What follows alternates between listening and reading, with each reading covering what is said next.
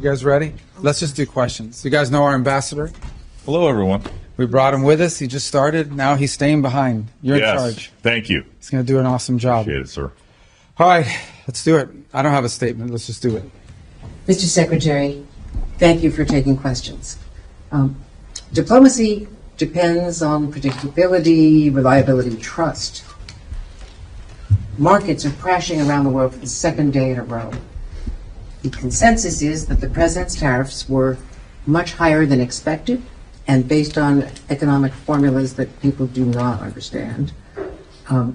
What is your reaction and what is the impact on Europeans? You want them to spend more on defense, Yes. which they're agreeing to finally. But how can they do that when their economies are crashing and they are now... No, their economies are not crashing. The markets are reacting. No, their economies are not crashing. Their markets are reacting to a dramatic change in the global order in terms of trade. And so what happens is pretty straightforward. If you're a company and you make a bunch of your products in China, and all of a sudden shareholders or people that play the stock market realize that it's going to cost a lot more to produce in China, your stock is going to go down. But ultimately, the markets, as long as they know what the rules are going to be moving forward, and as long as that's set and you can sustain where you're going to be, the markets will adjust. Businesses around the world, including in trade and global trade, they just need to know what the rules are. Once they know what the rules are, they will adjust to those rules. So I don't think it's fair to say economies are crashing. Markets are crashing because markets are based on the stock value of companies who today are embedded in modes of production that are bad for the United States. We have to be a country that thinks we're the largest consumer market in the world, and yet the only thing we export is services. And we need to stop that. We need to get back to a time where we're a country that can make things, and to do that, we have to reset the global order of trade. And the other part of my question... Well, the worst thing is to leave it the way it is forever. I mean, this is just can't continue. We can't continue to be a country that doesn't make things. We have to be able to make things to provide jobs for Americans. That's it. It's that simple. China is an example. I mean, it's outrageous. I mean, they don't consume anything. All they do is export and flood and distort markets in addition to all the tariffs and barriers they put in place. So the president rightly has concluded that the current status of global trade is bad for America and good for a bunch of other people, and he's going to reset it, and he's absolutely right to do it. Let me ask you about also the predictability of relationships with allies. The Prime Minister of Greenland, the Prime Minister of Denmark, which at this point owns Greenland, so Denmark, a NATO ally, is saying that it's unacceptable that one country cannot annex another country. Well, no one's annexed anything. It's going to be up to Greenlanders. The vice president made that clear. He's going to respect the self-determination of Greenlanders. So at some point, the Greenlanders have made clear that they want to be independent of Denmark. So that's Denmark should focus on the fact that the Greenlanders don't want to be a part of Denmark. That's what they should focus on. We didn't give them that idea. They've been talking about that for a long time.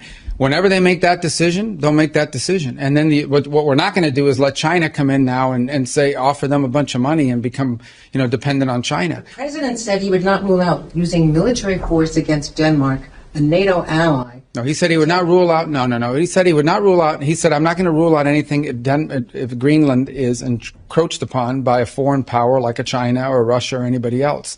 But it doesn't matter because Greenlanders are going to make a decision. They're the ones that want to get away from Denmark. They're the ones that want to be independent. Not us. We didn't come up with that idea. They did. And if they make that decision, then the United States would stand ready, potentially, to step in and say, okay, we can create a partnership with you. We're not at that stage. But that's what the vice president made clear last week in his visit there. His statement was very abundantly clear that we will respect the self-determination of the people of Greenland. People of Greenland, and they're the ones that want to leave Denmark. That wasn't our idea. All right, well, second question here. Missy from Washington Post. Mr. Secretary, I'd like to ask you about the Russia-Ukraine negotiations. Can you give us tell us about the American assessment of the conditions that Russia put forward regarding the Black Sea ceasefire talks, and also the British and French foreign ministers said this morning that Putin was dragging his feet. Do you agree with that? Maybe. I mean, he might be. We don't know yet. We're going to find out fairly soon. I mean, look, here's what the president wanted to do. He wants to end this war, and he wanted to test it very early in his administration. Is it possible to end this war on terms that are acceptable, obviously, to both sides? Because you can't end a war unless both sides agree. And that's what we're in the process of finding out. We will know soon enough, in a matter of weeks, not months, whether Russia is serious about peace or not. I hope they are. It would be good for the world if that war ended. But obviously we have to test that proposition. So we're working through that process. We had a visitor, that Mr. Kirill was here this week, had a chance to sit down with him. He met with others. He'll take some messages back. And the message is the United States needs to know whether you're serious or not about peace. Ultimately, Putin will have to make that decision. The Russian Federation will have to make that decision. I think the Ukrainians have shown a willingness to enter, for example, into a complete ceasefire to create space for negotiation. At some point here, fairly soon, not 6 months from now, the Russians and Putin will have to make a decision about whether they're serious or peace or not, and I hope they are serious. So it would be good for the world if that war ended. What is your assessment of the Russian conditions that were put forward? And also, Dmitriev said, following his talks with Mr. Witkoff yesterday, that the U.S. and Russia might resume direct flights as maybe a confidence-building measure. Do you support that? So that I haven't heard anything about direct flights. I can tell you, but I don't know who's going to fly in it because all these people are sanctioned. But I would just tell you that the thing I would point to you is this. We're going to wait and see. The Russians know our position in terms of wanting to end the war, and we will know from their answers very soon whether they are serious about proceeding with real peace or whether this is a delay tactic. If it's a delay tactic, the president's not interested in that. If this is dragging things out, President Trump's not going to fall into the trap of endless negotiations about negotiations. We will know soon enough whether or not Russia's serious about peace. If they are, that'll be great. Then we can move towards peace. If they're not, then we'll have to reevaluate where we stand and what we do moving forward about it. But we'll be in no different a position than we are today, or we were when he took office. He wanted to know early in his administration, is peace possible? We're testing to see if the Russians are interested in peace. Their actions, not their words, their actions will determine whether they're serious or not. And we intend to find that out sooner rather than later. And what about their conditions? Which conditions? They put forward additional conditions after you had the Black Sea. Yeah, so again, this is part of the back and forth of these sorts of things. I've had phone calls with foreign leaders, and then I read the readout, and it's like, oh, we said no, you never. They said something to me they never said. I guess that's part of the game in this place or whatever. But look, bottom line is, to me, at the end of the day, what's going to matter here is whether we're going to move towards peace or not. If peace is real, we will know soon enough. If they're not interested in peace, we will know soon enough. And we'll make decisions on the basis. I hope they are real. There are some promising signs. There are some troubling signs. It's not going to be easy. No one ever said this would be easy. But we're going to find out sooner rather than later. And let's just say I'm hopeful. I remain hopeful. I need to be hopeful that peace is possible and that the Russians are serious about peace. We want them to be serious about peace. And hopefully they are, but we'll know sooner rather than later. Daphne Reuters. Hi, sorry, I'm back here. Your last name's Reuters? Oh, that's pretty cool, isn't it? Go ahead. On the 5% defense spending target, have you received pushback to this idea while you've been here this week? And you mentioned yesterday up to 5% was your language. What do you mean by up to 5%? Well, I said up to a path getting up to 5% at some point. I'm not saying overnight, but to get to that point. We think that's what NATO allies need to be spending for NATO to face the threats that it itself has identified and articulated. Here's the good news. The good news is everyone generally, with a couple exceptions, are spending more on defense today than they were 3, 4, 5 years ago. That's positive. That trend needs to continue. So the trend lines are good, but they need to continue. But this is not about spending. Okay, this is not about money necessarily. This is about capability. In order for NATO to be stronger, it needs partners that are stronger. Okay, the United States commits a lot to NATO and continues to. We are as involved in NATO today as we have ever been, and we intend to continue to be. But it has to be a real alliance, and that means that our alliance partners have to increase their own capabilities. So hopefully 2 things have led to that. The first is the war in Ukraine, I think, has woken up a lot of people on the continent about real threats and real war. And the other is, I think, the pressure and the statements of President Trump that have been pretty consistent about increasing their spending. So this whole trajectory of more defense spending began, I believe, back in 2017, 2018, under President Trump's first term. We want that trend to continue. And we're hoping when the leaders meet in The Hague that there'll be further and firmer commitments in that direction. I think it's beneficial to the alliance. The stronger our partners in NATO are, the more capable our partners in NATO are, the stronger NATO is. And everybody should be in favor of that. And sorry, just to follow up, so will you try and get the official target as 5% rather than 2%, and will the U.S. commit to 5%? Sure, we're heading there now. We're going to have to spend more on national security because we have a global footprint. And that's the point that I think has been made and missed in a lot of places. Okay, the United States has Indo-Pacific alliance obligations as well that we've made. We are currently involved in opening up the Red Sea so that global shipping for everyone, including our European partners, can become possible again. We're engaged in counter-drug and counter-gang interdictions in the Western Hemisphere.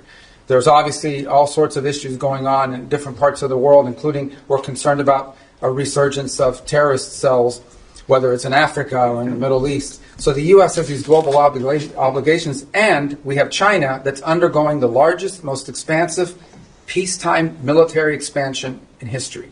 So we need to confront all of these things, and we're engaged in all of those things. So we're going to have to increase defense spending in our country. I think our commitment to NATO isn't just 3% spending of GDP. It's sustained over an extraordinary period of time, and that continues. So, look, I think our partners know they need to do more. They've all indicated they want to do more. They've begun to do more, and that trend needs to continue. Mr. Secretary, you mentioned that you met with Kirill Dmitriev as well. In order to stop them from dragging their feet and dragging this on, is there anything that you said, perhaps not threats, but is there anything that you said you wanted to see concretely from the Russian side in order to peace? We want to see peace. But specifics in terms of getting to this ceasefire first and then the negotiations later? I mean, peace means you stop shooting at each other. I mean, it's as simplistic as that. Now, obviously, look, there's all kinds of conditions for a final peace, and you have to work with both sides. And I've said from the beginning, the only way a war ends in a negotiated settlement. If it's not an unconditional surrender, then it is both sides make concessions. We're not going to prejudge what those concessions are, because those concessions will depend on what Ukraine will accept and Russia will accept. But we have to make concrete steps towards peace. What we're not interested in, and I'm not accusing them of this, I'm just telling you what we're not interested in is negotiations about negotiations. That we're not going to continue this forever. So none of it was threatening. I think it was more an explanation of this is our timeline, and at some point it'll be clear whether you want peace or you don't want peace. And that time is coming. It's pretty short. At the same time, as you now have seen, members of Congress have begun to file bills to increase sanctions. So there is going to be growing pressure from Capitol Hill to impose sanctions that we're not going to be able to stop if in fact we're not making progress towards peace. All these factors have been explained in the nicest way possible. Hopefully he'll take that message back to Moscow, and it'll make clear that we need to begin to see real progress, or we'll have to conclude that they're not interested in peace. But let's hope they are, because I think it would be better for everyone. Are more talks planned? Well, we need to hear an answer to this. I mean, we're going to have talks as long as talks are about something. It can't be talks about talks. At the end, I think initially it was important to talk because we hadn't talked to them in a long time. But now we've reached the stage where we need to make progress. And if we're not making progress towards peace, then we have a set of factors that we have to take into account. But hopefully we are going to make progress towards peace. I remain optimistic that we can. It'll be hard. It'll be difficult, but I'm optimistic that it can. Mr. Secretary, the Myanmar earthquake, I mean, normally in these kind of events, you would have up to 200 Americans with sniffer dogs, special equipment, experts in their field, saving lives on the ground. This has not happened because of the dismantling of U.S. Well, that and the fact that it's run by a military junta that doesn't like us. So it's hard for us to move around in this country. I say it's these events are always non-political. They went into Syria, for example, in the Turkey-Syria earthquake. So they can accept. Well, we're not the government of the world. No, we'll provide humanitarian assistance, just like everybody else does, and we will do it the best we can. But we also have other needs we have to balance that against. We're not walking away from humanitarian assistance. But again, I go back, there's a lot of other rich countries in the world. They should all be pitching in. We're going to do our part. We already have people there. We'll have more people there. We'll help as much as we can. It's not the easiest place to work. Okay, they have a military junta that doesn't like us, doesn't necessarily allow us to operate in that country the way we wanted to. That would have impeded our response no matter what. That said, we are willing to continue to help in the humanitarian crisis. Other countries need to do so as well. China's a very rich country.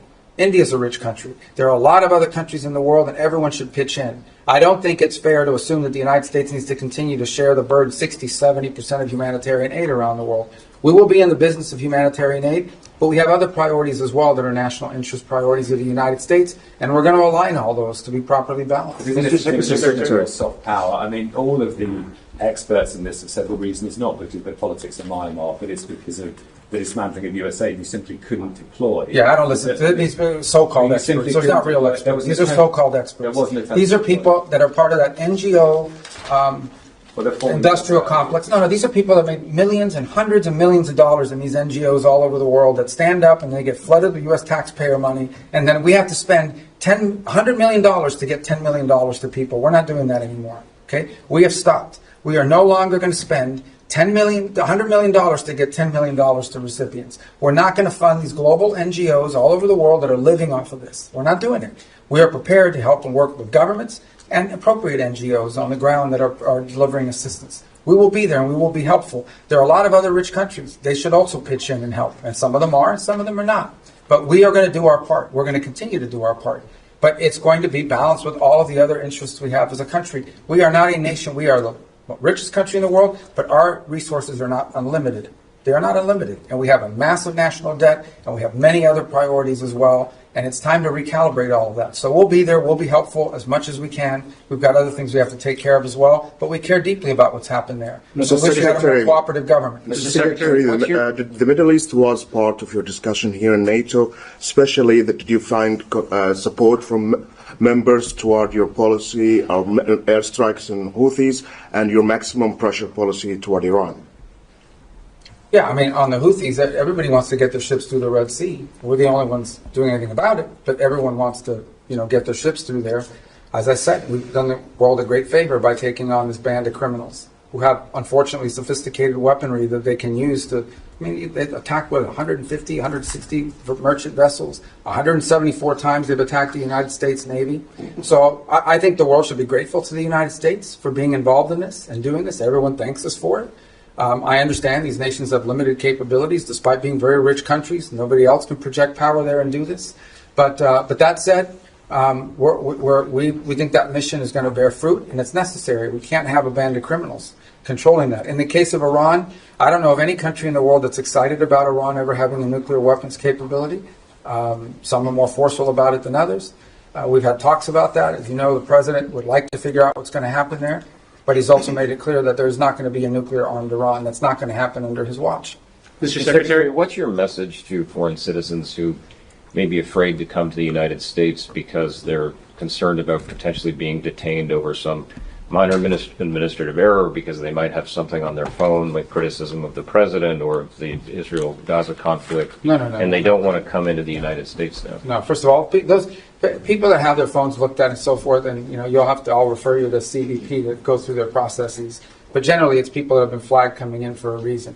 I would say that if you're not coming to the United States to join a Hamas protest or to come here and tell us about how right Hamas is, or to tell us about, stir up conflict on our campuses and create riots in our street and vandalize our universities, then you have nothing to worry about. But thousands and thousands of people coming to the U.S. every single day to conduct business, to travel, to do all sorts, to visit relatives. It happens every day. It's very commonplace, and nobody has a problem. I mean, if you're coming here to create problems, you're probably going to have a problem, and I think that's a good thing. If you're coming here to create problems, not here, in the United States, you're probably going to have a problem. Yeah, we're not going to continue to be stupid enough to let people into our country who are coming here to tear things up. Not going to happen. Mr. Secretary, have the Russians done anything concrete to make you encouraged that they are truly interested in peace? And when you talk about timeline, I know you're not going to give a specific timeline, but are you talking weeks or are you talking months?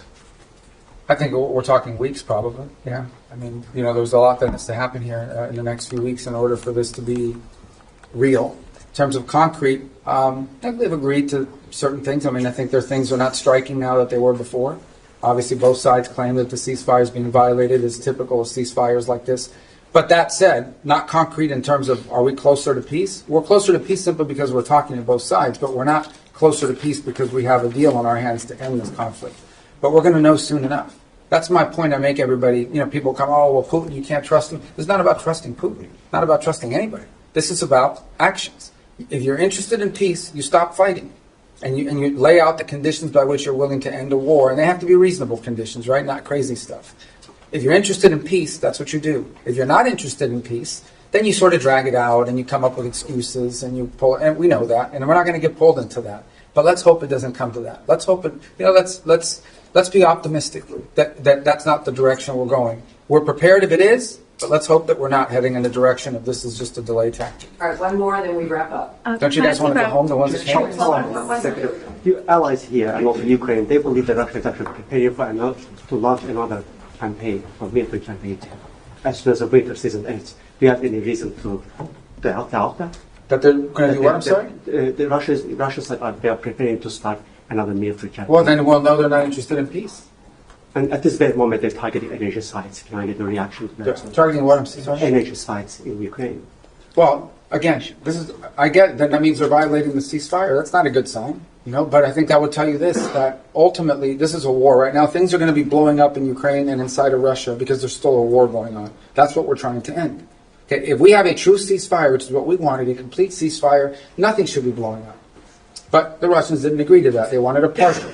And then obviously when you get into these partials, it's one of the reasons why we didn't push for a partial. We'll take it because it's better than nothing. But one of the reasons why we didn't push for a partial, because there's always disputes about what are you hitting and what you're not hitting. But in the end, this is still a war, and we want it to stop. The fact that religious sites are being hit, or energy sites are being hit, or civilian sites are being hit, that's why war is a bad thing. And that's why the president wants to end it. As far as them conducting another campaign, well, then that'll be a very clear sign. Right? If all of a sudden we wake up tomorrow and the Russians are launching a massive offensive, then I think that's a pretty clear sign they're not interested in peace. That hasn't happened yet. Let's hope it doesn't happen. We want to know whether they want to do peace or not. And if they do, then there's a way there, and we're willing to help. If they're not, then it's good to know early so we can adjust our policies accordingly. All right, everybody. All right. Thank you so much. Thank you, guys. Thank you.